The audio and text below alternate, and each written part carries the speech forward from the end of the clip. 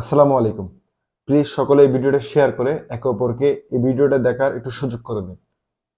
আমরা সকলেই কম বেশি গরুর মাংস কিনে থাকি, কিন্তু এই যে কসাইগুলো আমাদেরকে কি খাওয়াচ্ছে আমরা একটু চিন্তা ভাবনা করেছি? আমরা একটু ভেবে দেখেছি? আমরা তো মাংসগুলো কিনে নিয়ে আসতেছি তাদের থেকে। এই যে দেখেন না, তারা এই যে একটা বাচ্চা সহকারে গাভী জবাই করে মানুষের কাছে গোশত বিক্রি করতেছে, আমরা খেয়ে ফেলতেছি। বা অনেক সময় দেখা যাচ্ছে গরু মরে গেছে, ওই অবস্থায় তারা মাংসগুলো কেটে এনে আমাদেরকে বিক্রি করে খাওয়াচ্ছে। আমরা এই জিনিসটা এখনো সচেতন হইনি। তাই আমরা যখন মাংস কিনবো অবশ্যই সচেতনামূলক এবং চারপাশ দেখে মাংসগুলো ভালো করে যাচাই বাছাই করে তারপর মাংস কিনবো।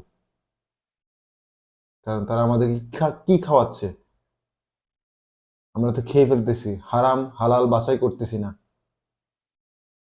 আমরা হয়তোবা কেউ 2 টাকা কোনো কষাই কম দিলে আমরা সেখান থেকে মাংসটা কিনি, কিন্তু তারা আমাদেরকে কি খাওয়াচ্ছে একটু বিবেচনা করবেন, একটু চিন্তা ভাবনা করবেন। তারা আমাদেরকে কি খাওয়াচ্ছে, আমরা কি খাচ্ছি। অতএব ভালো থাকবেন।